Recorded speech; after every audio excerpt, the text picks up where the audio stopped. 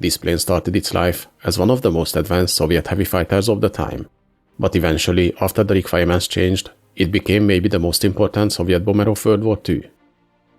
It was produced in higher numbers than any other Soviet bomber or attack aircraft during the war, and it was the backbone of the bomber force with more than 11,000 units built. This was the Petlyakov PE-2, so let's see the history of this aircraft today.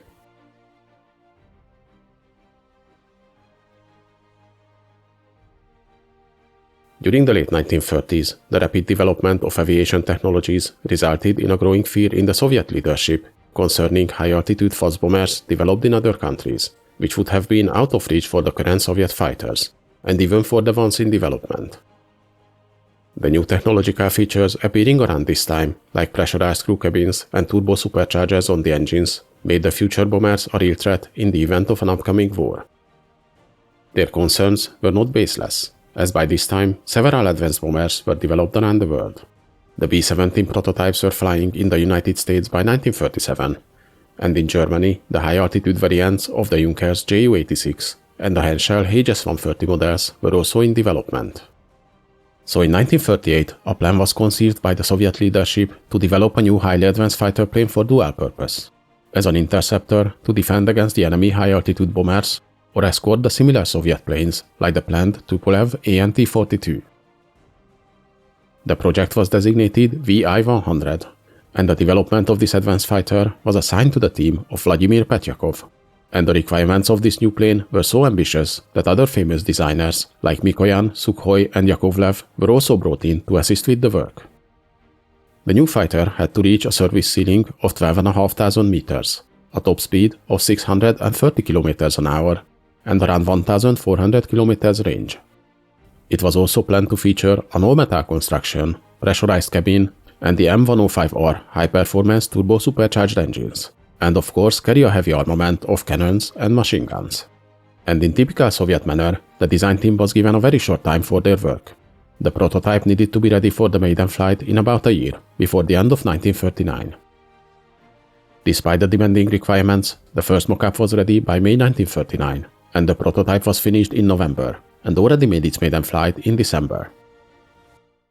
It featured a very sleek, aerodynamically efficient fuselage, and it was the first Soviet aircraft which used electric motors to operate the flaps, landing gear, radiator control flaps, and many other systems. But soon after this advanced fighter started the test flights, the project completely changed direction. During 1939 and 1940, under the German-Soviet Pact, several Soviet delegations visited German factories and reported home that contrary to the earlier beliefs, the Germans did not develop high-altitude bombers en masse, so the need for the high-altitude interceptor fighter diminished quickly. On the other hand, by this time during the Spanish Civil War, another German aircraft, the Ju-87 Stuka, showcased the effectiveness of dive bombers in tactical use, and its success was followed by many countries with great interest, and the Soviet Union was no exception. So in the spring of 1940, a decision was made to develop a dive bomber based on the WWII-100 fighter, which was designed with a reinforced structure from the beginning, in anticipation of making dive attacks on the enemy bomber formations. The new design, then just designated PB-100, received its requirements soon, which were the following: a top speed of 535 km an hour, 1,600 km range, and around 8,000 meters service ceiling. And at this time, the officials generously gave the team a total of 45 days to redesign the aircraft.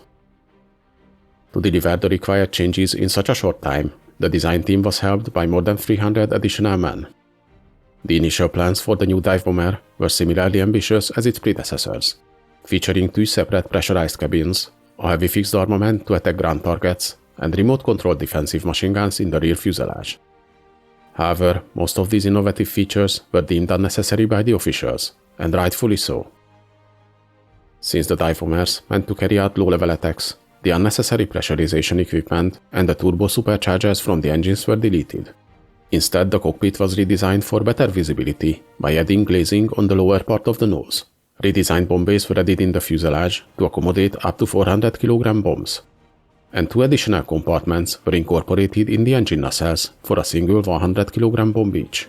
If needed, additional external racks could raise the bomb load to a total of 1,000 kg. The wings were also modified, as the low-level dive attacks required different shapes than the high-altitude fighter role. And of course, now they incorporated new dive brakes. The tail was also redesigned to fix the poor stability of the earlier design, and the tailplanes received an 8-degree dihedral. The design team's efforts paid off, and they managed to finish the work before the deadline. Because of the very short time frame, it would have been impossible for a prototype to be built and tested, as the order for the redesign was given in May 1940, and by the end of June, the new dive bomber was already ordered into production. The production order was based solely on the technical drawings, and while the factories were busy retooling for the new aircraft, the design team worked on the prototype in parallel, which was modified from the second WWII-100 model. It was finished in the second half of the year and started its trials in December. By this time, the new bomber received its final designation as PE-2. Due to the very early production order, by the time the test flight started, the work in the factory started as well, and by January, the first production models were finished. The new bombers made their first appearance in May 1941, and by June, just a year after the production order was given, they were accepted into service.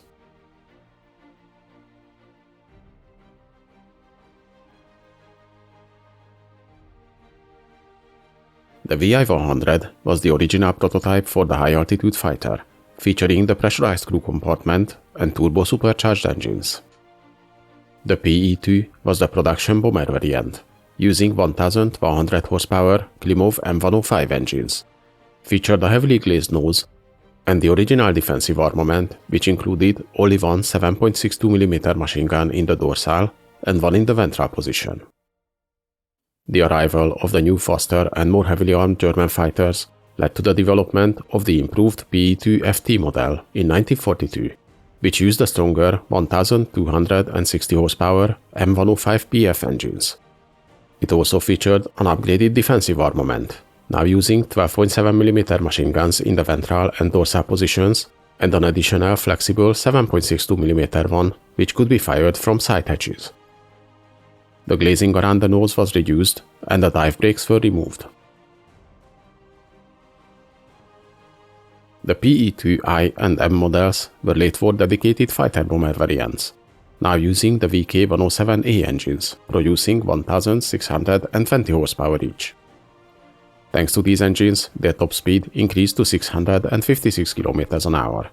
Their offensive armament now included two 23mm cannons and two machine guns. Further offensive weapons appeared on the PE-2MV variant, which carried two 20mm cannons and two 12.7mm machine guns in a gondola under the fuselage. There were experiments with several other engine types as well, like the PE-2 M82 model using the Svetsov M82 radial engines.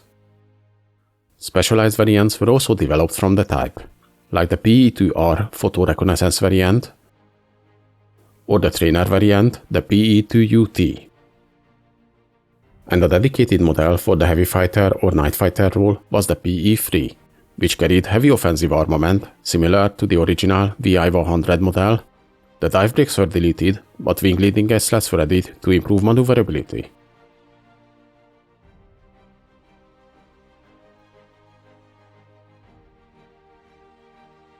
The PE-2 was 12.66 meters long, with a wingspan of 17.16 meters. It had an empty weight of 5,650 kilograms and a maximum takeoff weight of 8,520 kilograms. The plane was powered by two Klimov M105 engines, each of them producing 1,100 horsepower. With these engines, the bomber could reach a top speed of 540 km an hour, with a cruise speed of 428 km an hour.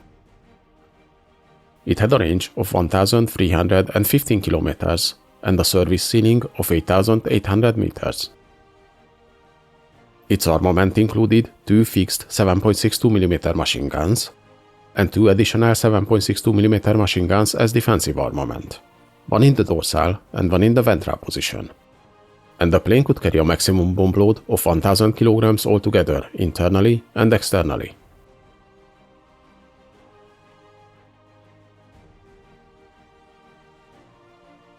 The PE-2 made its first appearance in May 1941, and after the testing was concluded, the type was accepted into service in June, just before the German invasion of the Soviet Union.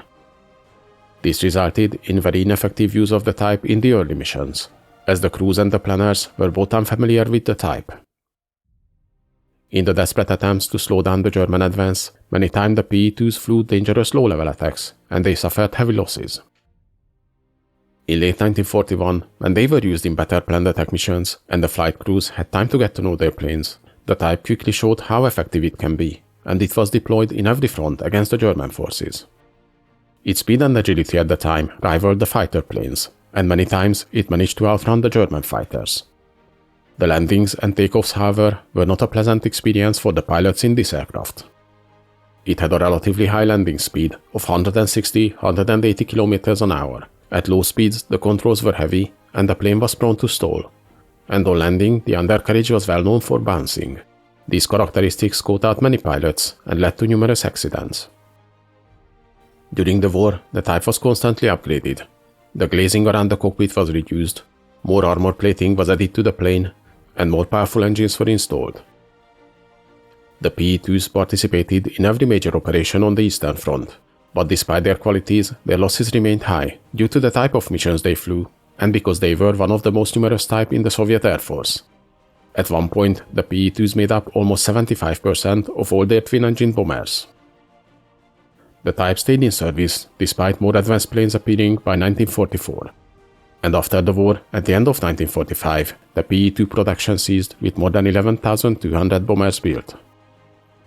They stayed in service until 1951 in the Soviet Union and until 1957 with the Polish Air Force.